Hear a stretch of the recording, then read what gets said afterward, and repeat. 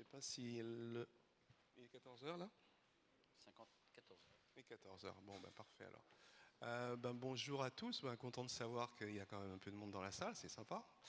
Donc les présentations elles vont vite faites puisque ça fait 10 minutes que vous voyez nos photos là. Donc Félix Cazer, donc Ariston Chaffoto, en charge des grands comptes nationaux, particulièrement dans le logement collectif. Et donc moi, je suis Mickaël Bazerolles, responsable technique avant-vente chez Elco, donc dans le groupe Ariston.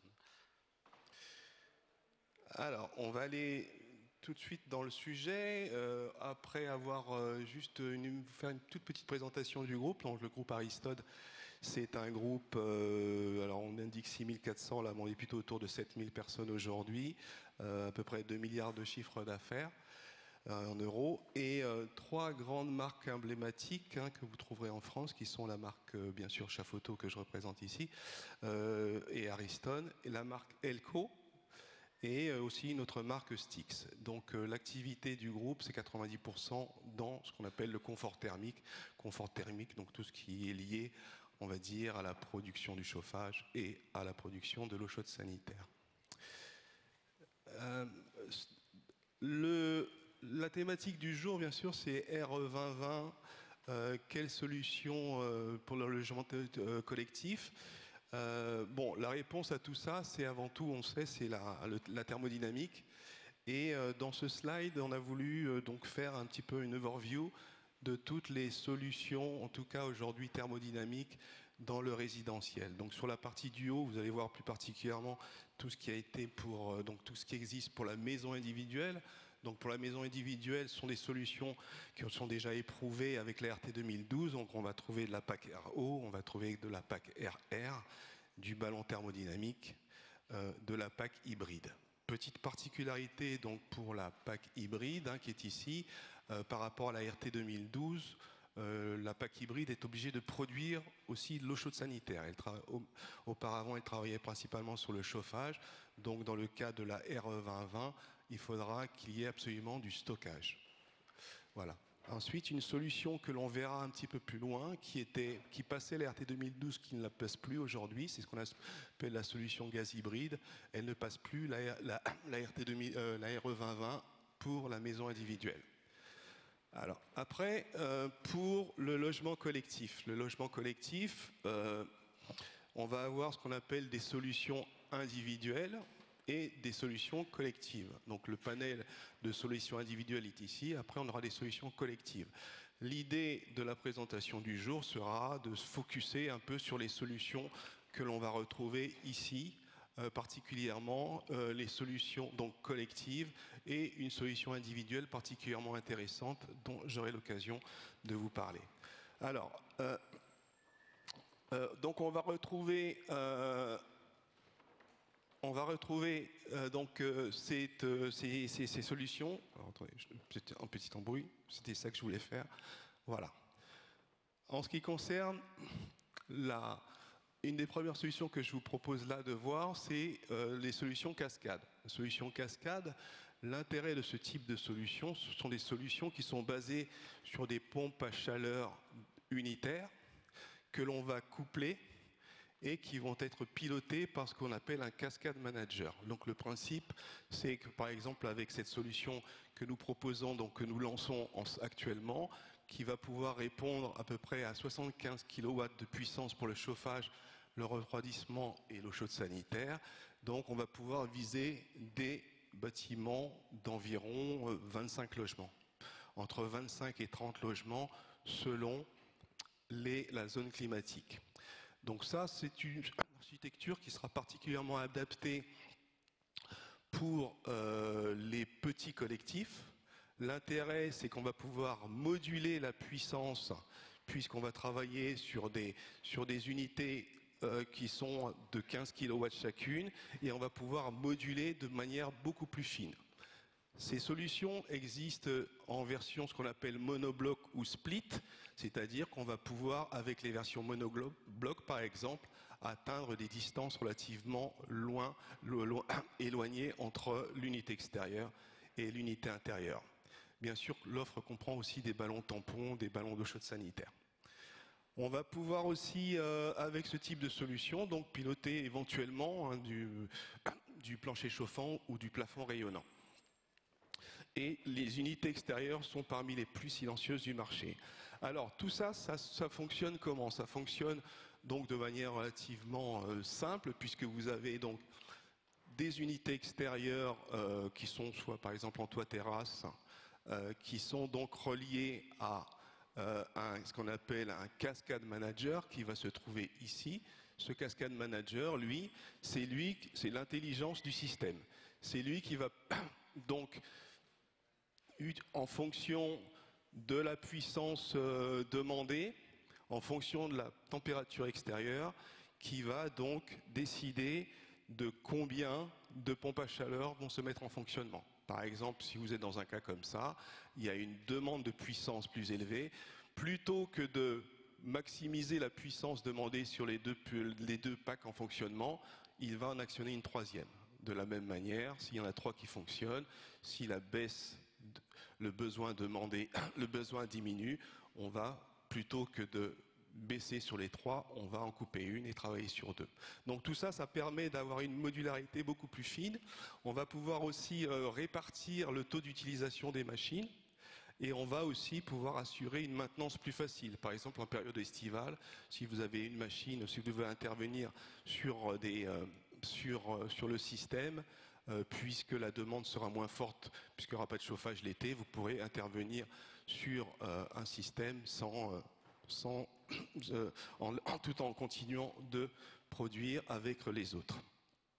Donc ça, c'est un petit peu le principe de ce Cascade Manager et de la solution Cascade. Et la solution suivante que je voulais aussi donc vous présenter, c'est une solution qui était qui était présente en RT 2012, qui passe plus RT 2012, mais qui a l'avantage d'être une solution éprouvée et qui fonctionne selon le principe suivant. Vous avez donc un ballon thermodynamique qui est ici, qui donc lui ne travaille que sur du préchauffage, c'est-à-dire qu'il va produire une eau à 40 degrés. Et c'est cette eau à 40 degrés qui donc rentrera dans la chaudière et sera mise à température. Donc la chaudière se déclenchera si besoin pour pouvoir produire pour l'installation. Donc l'intérêt de ce système-là, c'est qu'on travaille sur un volume qui est relativement réduit. Aujourd'hui, la solution, c'est un ballon de 110 litres. Ce ballon de 110 litres, donc la température de son eau sera à 40 degrés et la chaudière va faire le complément.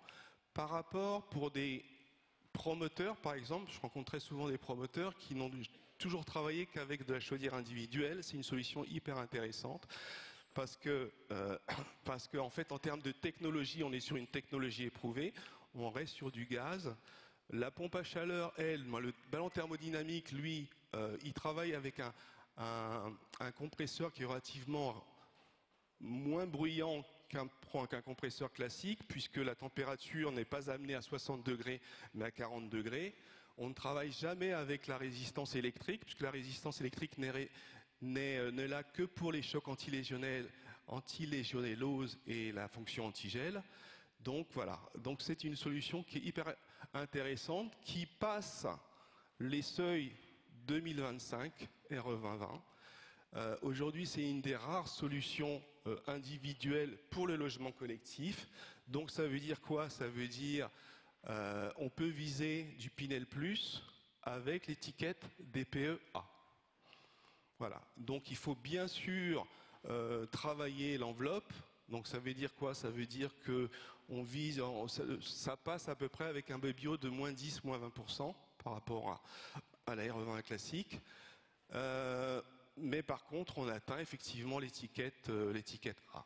Alors, pour vous donner un ordre d'idée, en termes de surcoût par rapport à une solution classique chaudière gaz, on va dire, RE 2020, vous allez être à peu près à 100 € du mètre carré global.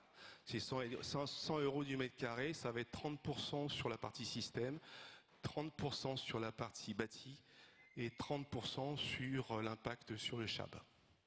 Voilà. On pourra revenir là-dessus. On a des projets hyper intéressants en ce moment. Beaucoup de promoteurs sont intéressés par ce type de solution. Je vais laisser Michael développer sur la partie pompe à chaleur collective hybride. Voilà, et puis on pourra revenir après sur des questions sur le sujet éventuellement. Voilà.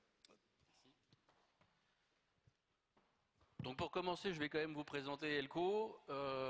Elco, c'est une marque premium du groupe Ariston, présent sur le marché français comme sur le reste de l'Europe, qui se concentre sur le marché français exclusivement sur le collectif et le tertiaire.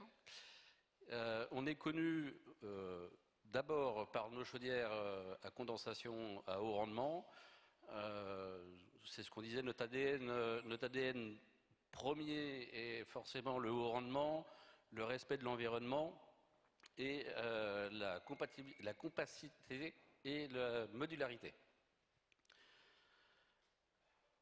Quand je dis que Elco est présent sur le marché français, on est présent sur l'ensemble du marché français avec une force de vente qui est en binôme avec une force technique. On a des techniciens sur toute la France qui sont là pour faire les mises en service, les dépannages et l'accompagnement de nos clients, principalement aussi sur le diagnostic. Nos techniciens sont formés, puisque c'est le sujet du jour, sont sur la pompe à chaleur. Donc ça nous permet justement de pouvoir avancer sur ce sujet et de vous présenter les pompes à chaleur Elco. On est présent avec les pompes à chaleur en France depuis cette année, début 2022, avec des pompes à chaleur Aérotop M et L. Et on lance actuellement l'Aérotop M+, qui a la particularité de pouvoir monter plus haut en température et de répondre à une gamme de puissance allant de 24 à 84 kW. Son fonctionnement peut être cascadable jusqu'à 16 unités, ce qui peut être très intéressant sur la surpuissance par exemple. On en entend souvent parler, mais ça nous permet de faire fonctionner les pompes à chaleur sans avoir de court cycle, puisqu'on va travailler sur la modularité de cette cascade. Elles sont monoblocs, essentiellement, et réversibles. Parler de la pompe à chaleur, c'est bien, mais le mieux, c'est quand même de parler technique et de savoir où on va les installer et comment on va les installer. Pour cela, j'ai prévu 3 solutions. Donc, la première solution hybride. Donc, hybride, ça veut dire une relève de chaudière, production principale avec des pompes à chaleur, une ou plusieurs, en basse température M+, par exemple, avec l'Aérotop M+. Et on va utiliser des chaudières gaz au rendement pour permettre d'avoir soit de la relève, soit du secours.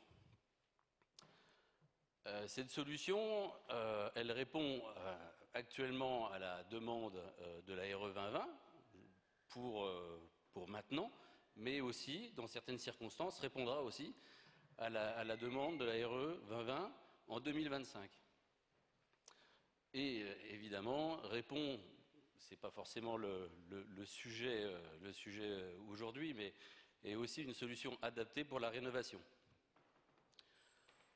Cette solution, on peut en voir d'autres de solutions, excusez-moi, on peut voir d'autres solutions.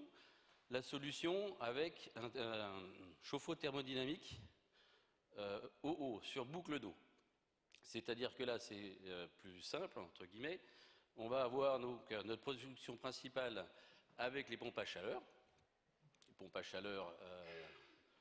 en cascade, par exemple, sur une boucle d'eau, et on va permettre de faire de l'eau chaude sanitaire avec un préparateur, un chauffe-eau thermodynamique sur cette boucle d'eau.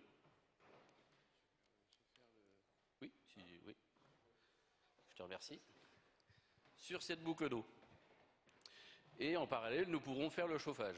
Cette solution-là est aussi intéressante car on peut travailler aussi sur la réversibilité de cette installation-là, puisque le chauffe-eau thermodynamique peut travailler avec une production, enfin avec une eau primaire compris entre 10 et 40 degrés. Ça veut dire que si vous faites du rafraîchissement à 15 degrés l'été, ça fonctionne aussi, ça permet aussi de faire de l'eau chaude sanitaire. La troisième solution est... Oui, c'est bon. La troisième solution, c'est la production avec module thermodynamique. Excusez-moi. Avec module thermique d'appartement. C'est-à-dire que, encore une fois, on va travailler sur des pompes à chaleur. Et ces pompes à chaleur donc, vont travailler sur une seule boucle d'eau qui vont aller alimenter des modules thermiques d'appartement. Et ces modules thermiques d'appartement pourront faire soit du chauffage, soit faire de l'eau chaude sanitaire directement. Et ces modules thermiques d'appartement sont dimensionnés de manière à utiliser au maximum les pompes à chaleur sans énergie supplémentaire, puisqu'ils sont dimensionnés pour un régime d'eau à 60 degrés.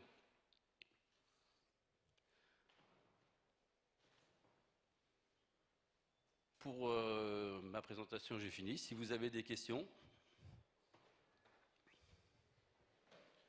n'hésitez pas.